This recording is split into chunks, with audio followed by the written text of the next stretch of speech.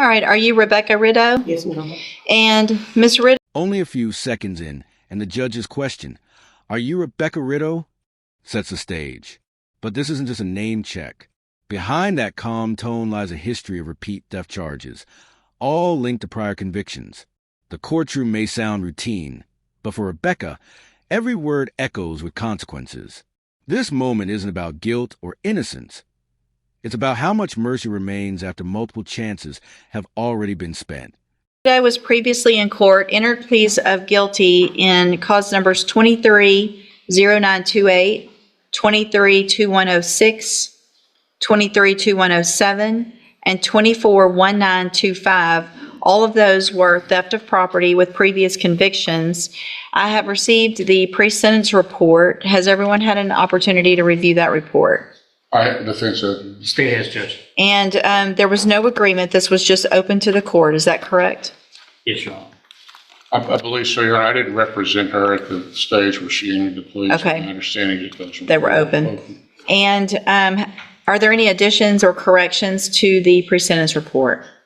None from defendant. Not from the state, Judge. In addition to reviewing that, the state has filed a couple of things. One is a motion for me to run any sentences consecutively, which means obviously stacked on top of each other. And I think I could do that in, I think 2106 and 2107, maybe not, but the other ones I can. Is that, are they different dates? I think they're all different. Are they? Hold on, I'm looking. Yeah, they're different dates. Let me make sure. I think all four of them are. They are. All right, so asking me to stack any sentences, and then he has filed a sentencing memorandum as well, in addition to a motion for me to deny discretionary jail credit. So, Mr. Kimler, if you would like, you may proceed. Your Honor, I would just note that that seems to be an aberrant practice as far as its harshness that the state is attempting to exert on this defendant. And I don't know that it stands out from the queue of other cases before this court to deserve such treatment, but it is what it is. I would just observe, first of all, regarding the state's posture on consecutive sentences and the denial of discretionary jail credit. The defense certainly has criminal history, but it's not to such an extent or degree in the circumstances the individual cases aren't such to the extreme degree that it would warrant accumulation, and certainly the denial of her jail credit is something that is problematic. I don't know exactly which jail credit the state is attempting to deny her, but obviously if she's been in pretrial detention on these cases, it seemed that she would be entitled to that jail credit without much controversy. What grounds the state would be attempting to deny that, I don't know, but of course we would argue that she should receive credit as every other defendant before this court has for the jail time credit that they've done pursuant to these cases. I would note that the pre-sentence report indicates that she does have mental health history dating back to her time in the military, where she was discharged. She had a general discharge, and that there was notations there as far as the pre-sentence report that would involve some health issues. I believe her to be mentally competent. Now, I, of course, wasn't her attorney when she entered the plea, but I would assume that she is mentally competent then as well. Although, as I said, she does have mental health history. I think that plays into her present situation with the theft cases that she has. You would note in the pre-sentence report where it's indicated that she was unable to afford the mental health treatment and the pharmacological remedies that are provided through prescriptions, and that she was self-medicating and had turned to theft in an attempt to maintain funds necessary to self-medicate. She indicates in the report that her memory indeed was impaired on 3 of these offenses, and she doesn't seem to remember this. She doesn't attempt to minimize or mitigate her conduct in that regard, where she does in fact indicate that she accepts responsibility fully for her actions. But I think that that's indicative of again, the circumstances surrounding these offenses that, of course, I guess it seems everyone in front of the court these days is finding mental health issues as something that mitigates their criminal conduct, but I do think that in this case it is well documented, going back again to her military history, that she has suffered from mental health issues. I think probation is an option with the court. Obviously, these are state jails, and the court can put her on probation. And I know that the pre-sentence report, you can look at that, tends to indicate, doesn't really indicate that they're, while they're not recommending probation for Ms. Rio, they don't rule it out. Well, let's not talk about probation. Okay. Yeah. All right. I'm sorry, but there is a paragraph where. Well, it is an option, but that's not realistic on what's going to happen today. They were mentioning that she'd be assessed with a specialized mental health caseload. I understand that. So just to note that is in the report. Thank you. If the court isn't inclined to consider probation for Ms. Rudo, then certainly I think that while she's serving whatever sentence the court gives her, she'd have the opportunity to try to reflect on her actions and perhaps reassess those, where she is with this. And as far as addressing her mental health issues when she gets out, that she'll be able to do that and maintain her law-abiding lifestyle. She has maintained employment, I think, 3 years in the city of Beaumont, if you will. Is that right, Ms. Rio? Now we see the heart of the case, Rebecca's breaking point. Her voice trembles as she talks about missing her kids' milestones, about the pain of watching her life pass by from behind bars. This isn't a hardened criminal speech. It's a mother's confession, raw and unpolished. But here's the hard truth. The justice system runs on actions, not emotions. Can a moment of honesty outweigh a record of repeated thefts? That's the question the judge is quietly answering in her mind right now.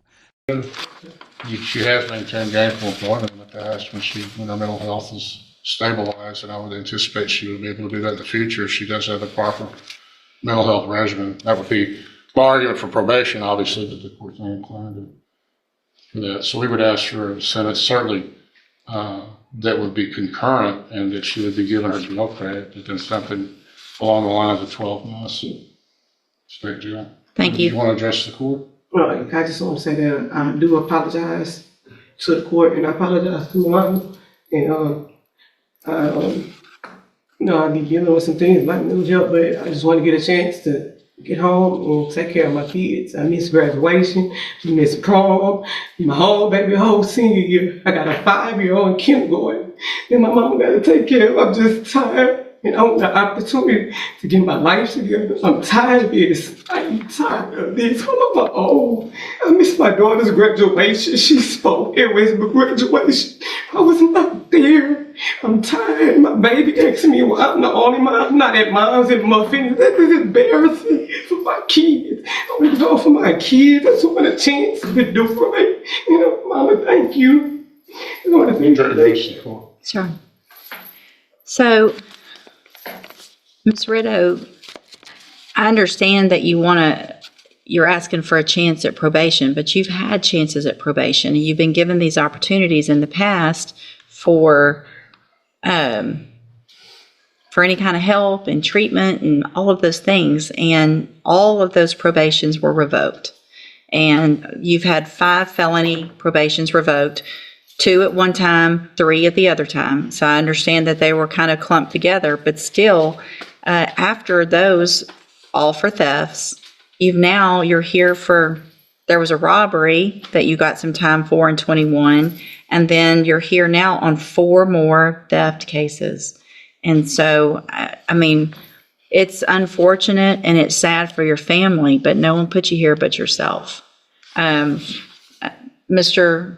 Judge, you Coleman, I know what you've essentially hit the things that I want to hit. That in addition to what I put in my sentencing memo, I won't belabor that, Judge. The only thing I would add is she says she's tired of this. I tell you who else is tired of this. It's our local store owners and business owners who are tired of people just walking in and taking what they want from them. She stole from a sporting goods store, from JCPenney, from another clothing store on a couple of occasions.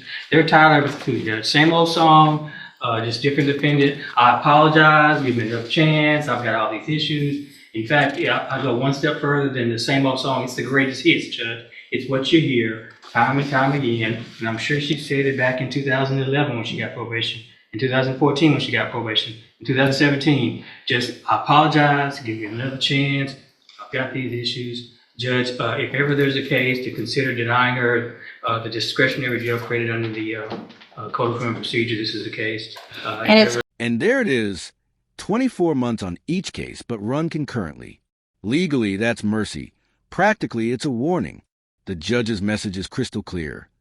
Next time, there will be no leniency. You can feel the fatigue in her voice, not just from this case, but from a pattern she's seen countless times. In court, redemption isn't proven by promises. It's proven by what happens after the sentence ends. My understanding with regard to that, I but know it's kind of, it's just Problematic. well, I don't say it's problematic, but I can't give the max and do that. that's my understanding. That's your understanding. Yes, that's it in a nutshell, Judge. And I just say, this is a case of that to be considered. And I also say this is the appropriate case to accumulate her for her sentence, Judge. She needs, in my opinion, some stronger medicine than what she's received in the past in order to impress upon her the fact that she needs to stop engaging in this kind of behavior, Judge. Thanks, that's all I have. Thank you. I would just argue from the standpoint of equal protection as far as the other defendants listed. Well, so here's, What- speak up so she can hear. I would argue from the standpoint of equal protection laws, Your Honor, what distinguishes her from the other defendants that have been before this court who are similarly situated with similar criminal histories? Well, here's where, I'm okay. sorry. Here's where I am on this. I don't disagree with Mr. Coleman. I appreciate that he's gone out and tried to figure out some stronger things to do on some of these cases where we are stuck with state jail felonies. I've been very frustrated with that in the past. I don't know that this is the one to start with either necessarily, but it's not going to be out of the realm of possibility, depending on someone's criminal history, what their prior sentences were, and I don't fully disagree that this isn't one of them. I'm not going to do that this time, but I do appreciate the thought that went into this and don't necessarily disagree that there's going to be a time that this might happen, including to you if you continue to do what you've been doing for your whole life. Because if you're back in here after today on a theft, I can assure you that Mr. Coleman will remind me what he asked me to do that I didn't do. And I will on that. Do you understand? So if you want to be there for your kids, then you got to figure out something other than stealing. I'm going to find in all of your cases that you entered your pleas of guilty freely and voluntarily. In cause number 23, DCCR 0928, find you guilty of the state jail felony of theft of property. Sentence you to a term of 24 months in the state jail prison. You will receive credit on that sentence for any time that you've been in custody that the law gives you the right to receive. Cause number 23, DCCR 2106, find sufficient evidence to find you guilty and at this time find you guilty of theft of property. Sentence you to 24 months in the state jail prison. You will receive credit on that sentence for any time that you've been in custody that the law gives you the right to receive. Cause number 23, DCCR 2107, find sufficient evidence to find you guilty and at this time find you guilty of theft of property. Sentence you to a term of 24 months in the state jail prison. You will receive credit on that sentence for any time that you've been in custody that the law gives you the right to receive. Cause number 24, DCCR 1925, find sufficient evidence to find you guilty and at this time find you guilty of theft of property. Sentence you to a term of 24 months in the state jail prison. You will also receive credit on that sentence for any time that you've been in custody that the law gives you the right to receive. These cases, I am going to run them concurrently, which means together at the same time. Part of the reason I did the 24 months is because I'm going to see that when you come back, that this is the max on a state jail felony you can get. So next time, whoever's here, if it's me or someone else, is going to see that you have progressively gotten worse, your sentences have gotten worse, and when someone like Mr. Coleman files something asking that these run consecutive or that we deny credit, that's likely to happen. I'm handing you in all four of your cases the trial court certifications. These show that these were not agreements, and so you have not waived your right to appeal. You can talk to Mr. Kimler about that.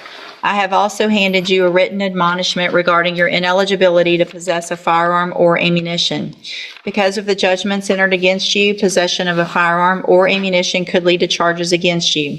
Firearm is a legal term, and you should read the written admonishment I provide you to see what devices qualify as a firearm. If you have questions about the laws that make you ineligible to possess a firearm or ammunition, or about how long that lasts, you can talk to me.